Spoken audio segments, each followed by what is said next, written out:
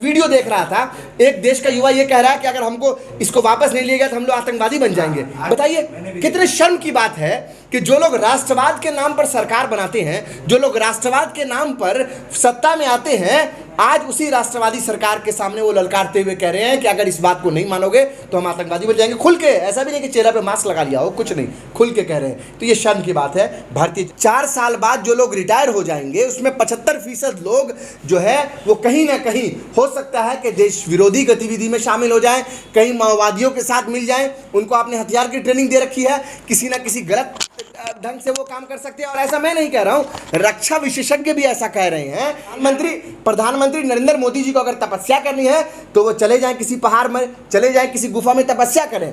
इस देश के लिए हमने प्रधानमंत्री चुना था, हमने कोई तपस्या वीर तो नहीं चुना था। अब फिर आके कहेंगे कि तपस्या में कमी रह गई, लोग समझ नहीं पा रहे। आप ऐसा कैसे लेकर आ रहे हैं, ऐसी स्कीम लेकर आ रहे हैं, ऐसा कानून लेकर आ रहे हैं जो कानून जिसके लिए आप ला रहे हैं उसको समझ में नहीं आ रहा है। अमित शाह जी ने क्या कहा, हम 50 साल रहेंगे, हुकूमत करेंगे।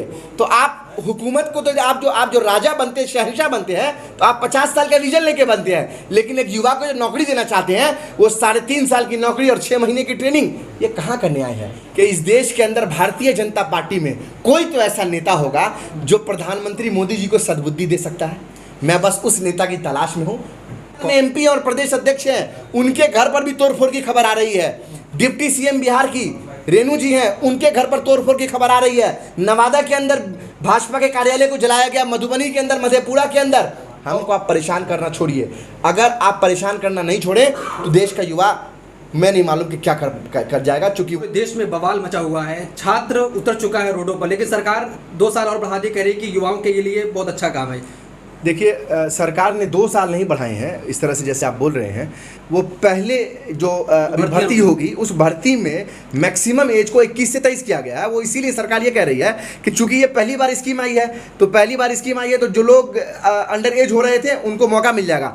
हालांकि ये तो प्रदर्शन ही नहीं है, छात्रों का, युवाओं का, नौजवानों का जो प्रदर्शन है वो इस बात के लिए थोड़ी है कि आप 21 को 25 कर दें, 28 कर दें, 30 35 कर दें। नहीं, कतई नहीं है। सरकार, यही तो मैं कह रहा हूं कि सरकार तो नौजवानों की भावनाओं को नहीं समझ पा रही है। तो सरकार नौजवान ये कह रहे हैं कि आप इस अग्निपथ स्कीम को वापस लें। हमको अग्निवीर नहीं बनना है, हमको वीर पुत्र बनना है भारत माता का, अग्निवीर नहीं बनना है। हमको अग्निपथ पे नहीं चलना है, हमको देश के लिए अपने प्राण की आहुति देनी है, अपने प्राण को निछावर करना है। इसीलिए वो ये डिमांड कर रहे हैं सरकार से कि जो नियमित भर्ती सेना के अंदर, चाहे थल सेना हो, वायु सेना हो, जल सेना हो, जैसे भी सेना के अंदर, आर्मी के अंदर भर्ती होती थी, उस नियमित तरह से उनकी भर्ती की जाए। और साथ ही साथ एक अहम बात यह है कि जिन बच्चों का फिजिकल एग्जामिनेशन हो चुका, जो मेडिकल क्वालिफाई कर चुके, उन बच्चों को रिटर्न लेकर जो क्वालिफाई करते हैं उनको दीजिए।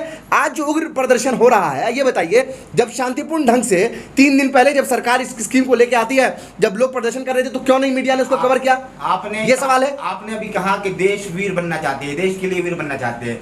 इस तरह देश को नुकसान पहुंचा के नहीं, ये हम किसी भी लोकतांत्रिक ढांचे के अंदर किसी भी तरह के हिंसात्मक प्रदर्शन की जगह नहीं है। और हम उसकी पुरजोर हम उसका मजम्मत करते हैं, उसका विरोध करते हैं। लेकिन हम एक बात सुनिए, नहीं एक बात सुनिए, हिंसा क्यों हुई सरकार को समझना चाहिए ना। जब जिस दिन सरकार दिन में ये बात कहती है, शाम में प्रदर्शन शुरू हो गए, तो सरकार को युवाओं की डेलीगेशन से बात करना चाहिए था, अगले दिन बात करना चाहिए था। सरकार तो खुद चाहती है कि हिंसा हो। अगर सरकार ये चाहती है हिंसा नहीं हो तो सरकार एक डेलीगेशन बुलाए युवाओं का, उत्तर प्रदेश से, बिहार से, राजस्थान से, मध्य प्रदेश, बंगाल, जहां जहां प्रदर्शन हो रहे हैं, प्रधानमंत्री स्वयं उनसे बात करें।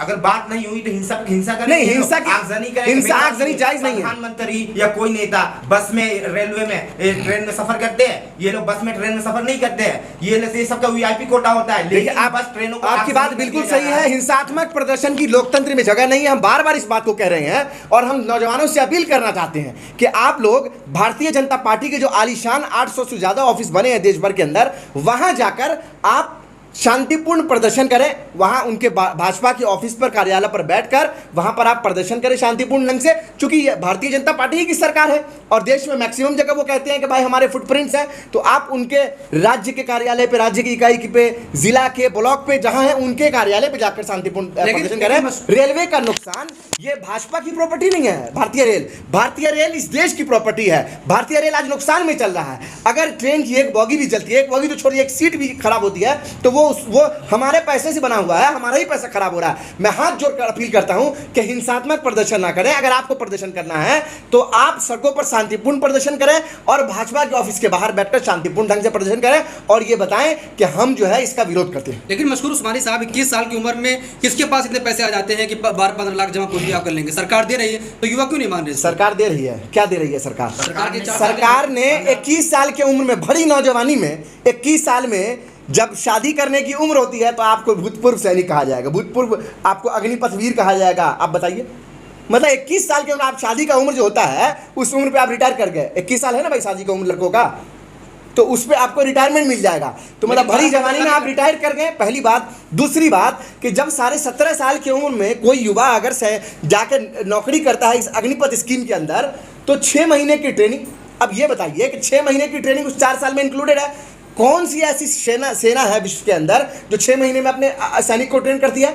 अरे रूटीन में 3-3.5 साल लगते हैं ट्रेनिंग में। तो हमको लगता है कि इस स्कीम के जरिए जो भी ट्रेनिंग होगी वो ट्रेनिंग पूरी तरह से मुकम्मल नहीं हो पाएगी। इसके साथ साथ जो 4 साल बाद जो लोग रिटायर हो जाएंगे उसमें 75% लोग जो है वो कहीं ना कहीं हो सकता है कि देश विरोधी गतिविधि में शामिल हो जाएं, कहीं माओवादियों के साथ मिल जाएं। उनको आपने हथियार की ट्रेनिंग दे रखी है, किसी ना किसी गलत ढंग से वो काम कर सकते हैं। और ऐसा मैं नहीं कह रहा हूँ, रक्षा विशेषज्ञ भी ऐसा कह रहे हैं कि ऐसे लोग जो ट्रेन पर्सन होंगे, जिनको आर्मी की ट्रेनिंग 6 महीने की दी जाएगी, वो अगर भाग गए तो इससे देश का नुकसान होगा, देश की सीमाएं हमारी सुरक्षित नहीं रहेंगी।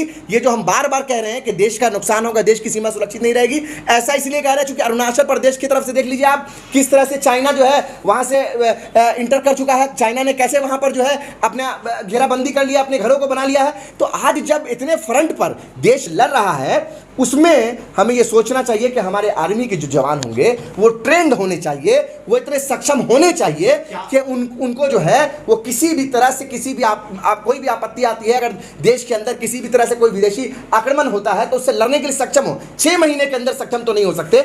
6 महीने के अंदर सिर्फ और सिर्फ एक ट्रेनिंग हो सकती है, वो RSS की ट्रेनिंग हो सकती है। उसके अलावा कोई ऐसी ट्रेनिंग जो है, सेना की ट्रेनिंग तो 6 महीने में नहीं हो सकती। बिल्कुल शुरुआत है बिहार से हुई है, तो क्या इस स्कीम की जो है ये सबसे ज्यादा प्रभाव बिहार वालों पर है जो सबसे ज्यादा? नहीं, ऐसा नहीं है। बिहार एक गरीब राज्य है और मुझे कहते हुए अफसोस होता है कि वहाँ पर एनडीए की सरकार लगातार पिछले 15 वर्षों से ज़्यादा से है, 17 वर्ष से ज़्यादा हो चुके हैं।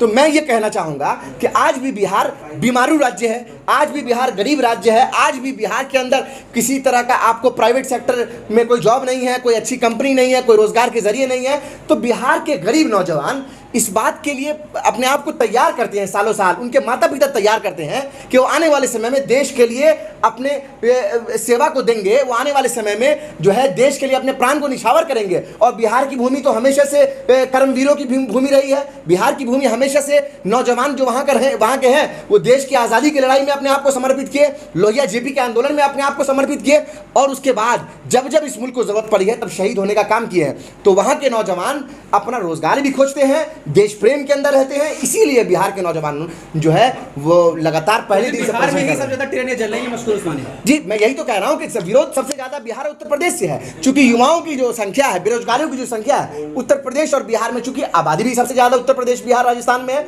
इन्हीं राज्यों में सबसे ज्यादा युवा भी हैं। और इन राज्य के युवा जो है वो हमेशा देश प्रेम में आगे रहते हैं, हमेशा जो है कॉम्पिटिटिव एग्जाम की तैयारी करते रहते हैं। लेकिन किसको मालूम था कि ये जो अग्निपथ है वो असल पथ नहीं है बल्कि वो पतन का पथ है। इसीलिए युवा जो बेरोजगार हैं, जो तैयारी कर रहे थे, वो सरकार को ललकार रहे हैं। हर चीज में विरोध करेंगे, सरकार कोई भी स्कीम ले आए आप बस विरोध नहीं। आप ये बताइए ना कि सरकार पहले आपको लेके आती है नोटबंदी का कानून, जीएसटी का कानून, जीएसटी लेकर आती है, वो व्यापारियों को आज तक समझ में नहीं आया।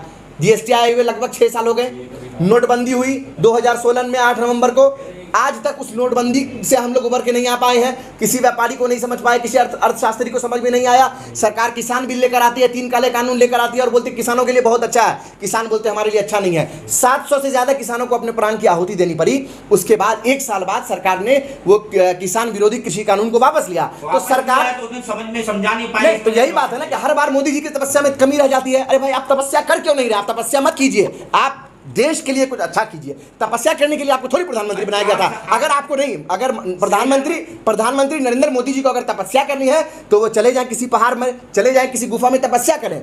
इस देश के लिए हमने प्रधानमंत्री चुना था, हमने कोई तपस्या वीर तो नहीं चुना था। अब फिर आके कहेंगे कि तपस्या में कमी रह गई, लोग समझ नहीं पा रहे। आप ऐसा कैसे लेकर आ रहे हैं, ऐसी स्कीम लेकर आ रहे हैं, ऐसा कानून लेकर आ रहे हैं जो कानून जिसके लिए आप ला रहे हैं उसको समझ में नहीं आ रहा है, युवा के लिए ला रहे हैं, युवा को समझ नहीं आ रहा, किसान के लिए आ रहा है, किसान को समझ में नहीं आ रहा है, नोटबंदी अर्थशास्त्रियों को समझ में नहीं आ रहा है, जीएसटी व्यापारियों को समझ में नहीं। आगजनी जो जगह जगह लग कर रहे ये नौजवान और जो है देश की प्रॉपर्टी को खराब कर रहे हैं, इन पर क्या कहेंगे आप, ये बताइए आखिरी सवाल। देखिए, ये कोई भी हिंसात्मक प्रदर्शन हमें जो है हम उसका समर्थन नहीं करते, ना कांग्रेस पार्टी उसका समर्थन करती है। नहीं, हम इस बिल के विरोध में जो लोग खड़े हैं उनका फेवर कर रहे हैं, जो शांतिपूर्ण ढंग से विरोध प्रदर्शन कर रहे हैं उनका फेवर कर रहे हैं। इसीलिए फेवर कर रहे हैं क्योंकि जब हुकूमत चुनी जाती है तो हुकूमत चुनी जाए 5 साल के लिए और नौकरी दी जाए 4 साल के लिए, उसमें भी 6 महीने की ट्रेनिंग।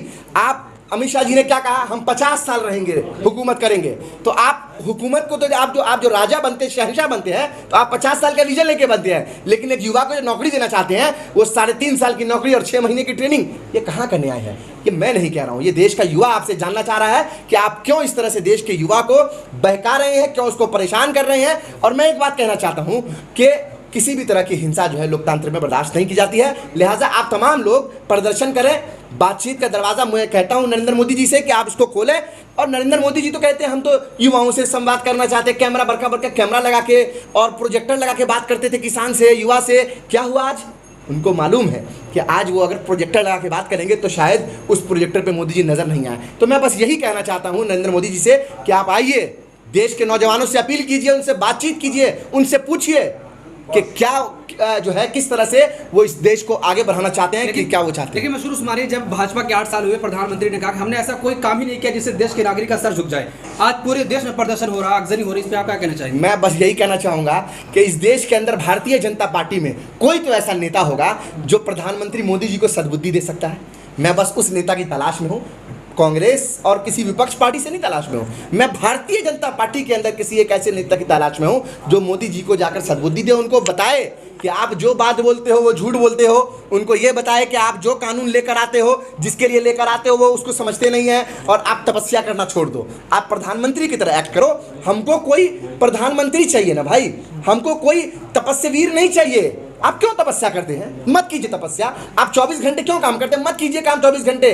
आप अगर 12 घंटे काम कर सकते हैं 12 घंटे कीजिए, लेकिन उस 12 घंटे के अंदर आप 12,000 सही फैसले लीजिए, आप 12,000 गलत फैसले नहीं ले सकते। तो इसीलिए मैं कहना चाहता हूं कि देश के जो नौजवान हैं वो आज सड़कों पर हैं, नौकरी मांग रहे हैं। आपने हर साल 2 करोड़ नौकरी का वादा किया था, नहीं किया था ना? वीडियो में दिखाऊं क्या? 8 साल हो गए, 16 करोड़ नौकरी मिलनी चाहिए। आपने कहा था कि 35-40 रुपए आ जाएगा, डॉलर के मुकाबले $1 40 रुपए के बराबर आ जाएगा। आज देख लीजिए क्या हाल है, 78 रुपए के आसपास पहुंच चुका है डॉलर। आपने कहा था कि पेट्रोल और डीजल तो 50 रुपए के अंदर आ जाएगा, आज डीजल 100 के पार, पेट्रोल 120 के आसपास, रसोई गैस के दाम डबल ट्रिपल हो गए। तो ये कौन देगा? ये जुमलेबाजी जो नरेंद्र मोदी जी करके आए थे 2013 में और 14 में, आज उन तमाम जुमलों को उनको बताने चाहिए कि क्यों वो विफल हो गए, क्यों वो फेल हो गए, क्यों नौजवान उनको लेकर आए थे। वो खुद कहते थे कि भाई नौजवान हमको लेकर आए हैं। मतलब मोदी जी तो 70-71 साल की उम्र में भी रिटायर नहीं होंगे, देश के प्रधानमंत्री बने रहेंगे। भारतीय जनता पार्टी में और कोई आदमी नहीं है इतना कि वो कोई और प्रधानमंत्री बन जाए, 70 साल में भी वो प्रधानमंत्री रहेंगे।